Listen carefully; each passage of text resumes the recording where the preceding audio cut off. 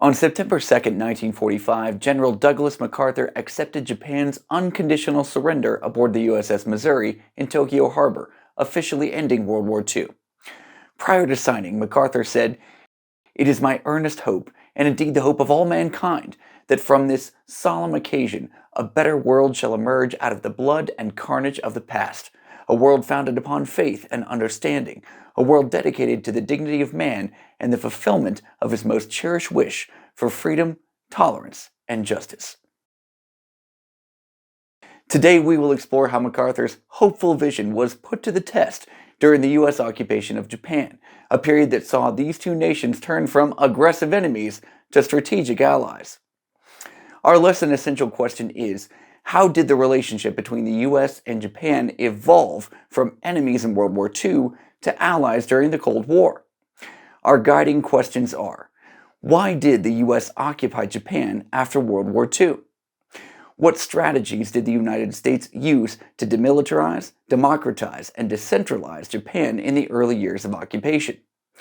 How did rising Cold War tensions change the US's goals in Japan in the later years of the occupation?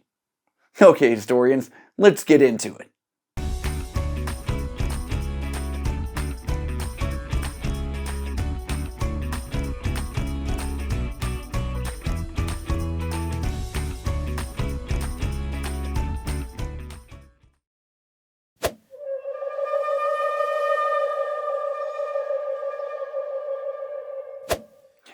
As you learned earlier in this unit, 2 months before the ceremonial surrender aboard the USS Missouri, the Allies issued the Potsdam Declaration, which set an ultimatum calling for Japan's surrender, but also planned the recovery and temporary occupation of Japan after the war. Pause here and head to your PDF to look closer at the Potsdam Declaration.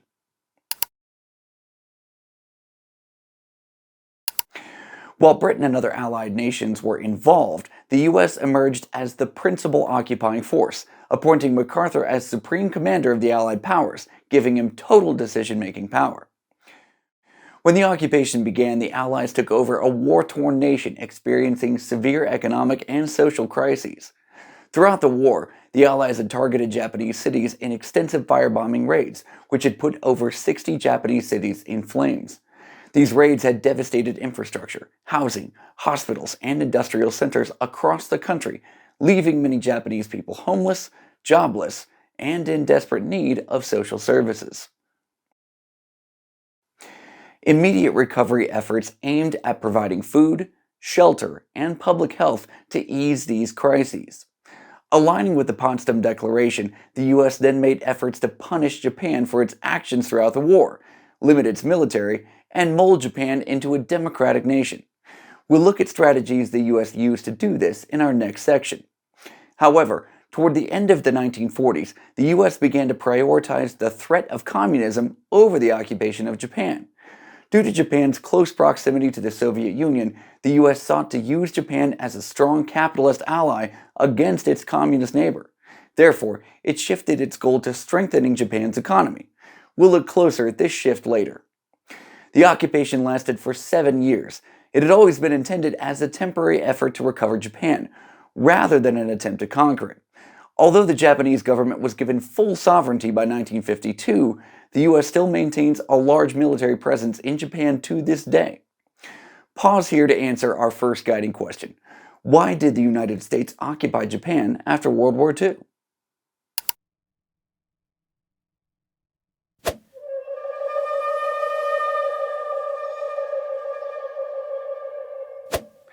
In the early years of the occupation, the US had three main goals: demilitarize, decentralize, and democratize Japan. Among these motivations was a delicate balance between wanting to punish Japan for its actions during the war and understanding that in order to prevent future aggression, Japan needed democratic reforms. First, let's look at strategies for demilitarizing. Almost immediately after the surrender, the Japanese military was dissolved. Weapons, warships, and aircraft were confiscated or destroyed, ending Japan's ability to wage war. In the Tokyo war crimes trials, the US organized the prosecution of 28 Japanese military officers and government officials, hoping to root out militaristic tendencies from the Japanese government. Emperor Hirohito, however, was not punished. The Japanese people thought of Hirohito as a living god, so the Allies were concerned that punishing him would create significant social unrest in Japan. Meanwhile, under the guidance of Douglas MacArthur, a new Japanese constitution, also known as the MacArthur Constitution, was drafted, which renounced war and prohibited Japan from having a military. The Allied nations agreed that eliminating Japan's ability to wage war was necessary to prevent future aggression. However, MacArthur argued that only a democratic Japan would be truly peace-loving. Let's look at the strategies used to democratize Japan. First, the MacArthur Constitution introduced rights like freedom of religion, freedom of speech, freedom of the press, and women's suffrage, eliminating the remnants of Japanese dictatorship and creating a society where militaristic ideologies would find it hard to take root. Schools were also reformed. Previously, the Japanese government used the education system to indoctrinate young people with militaristic and nationalistic teachings. The U.S. eliminated these, replacing them with an emphasis on democratic values and individual rights. Now, let's look at strategies used to decentralize power in Japan. Prior to 1945, Emperor Hirohito held significant centralized power as an absolute monarch and could make any decision he desired.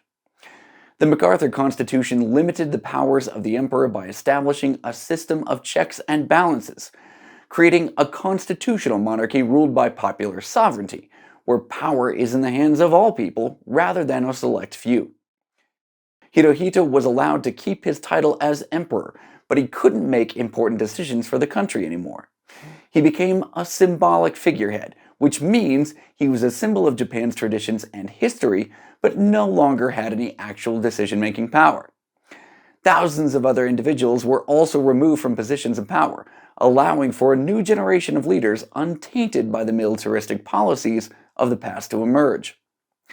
Governing power was given to an elected legislative body, known as the National Diet, and local governments were established to bring government closer to the people and encourage democratic participation. Through these strategies, the U.S. aimed to create a democratic nation that preferred peace over war.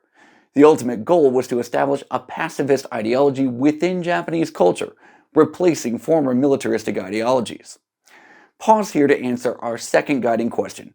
What strategies did the United States use to demilitarize, decentralize, and democratize Japan in the early years of occupation?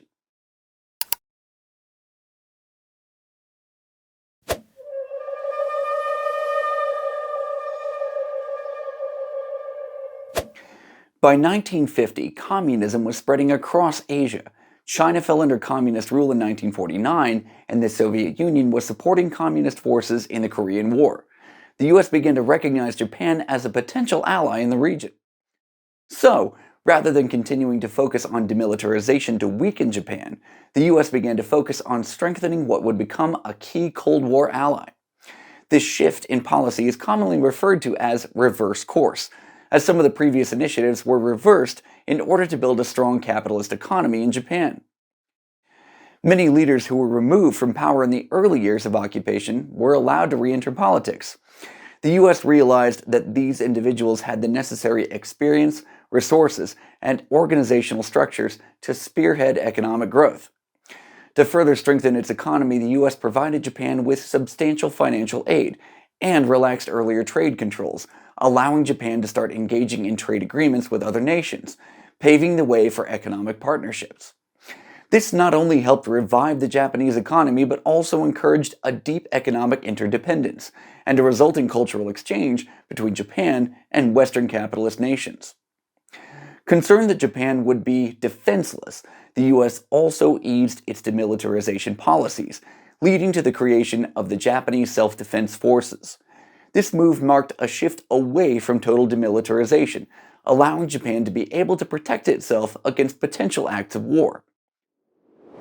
The reverse course was a fundamental reimagining of Japan's place in the post-war world, marking a transition from an adversary to be punished to a potential ally to be nurtured. Through this shift, the U.S. facilitated the rise of modern Japan, transforming it from a defeated nation into a global economic powerhouse and a stable democracy capable of defending itself in a rapidly changing geopolitical landscape. Pause here to answer our third guiding question.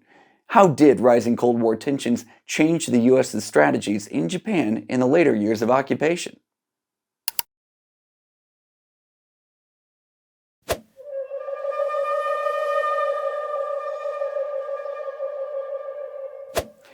Under MacArthur's leadership, Japan transformed from a war-torn nation into a democratic economic powerhouse.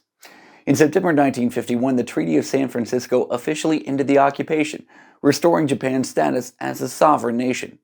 Soon after, the U.S. Japan Mutual Security Treaty declared an official military alliance between the two nations. The U.S. pledged to defend Japan in case of external aggression, and in return, it was allowed to maintain military bases in Japan. In the larger context of the Cold War, the success of the U.S. in strengthening Japan can be seen as a victory of capitalism and democracy. The occupation is a testimony to the triumph of diplomacy, cooperation, and shared visions of a world echoing General MacArthur's hope for a world full of freedom, tolerance, and justice. We'll see you in the next lesson, historians. In the meantime, keep making history.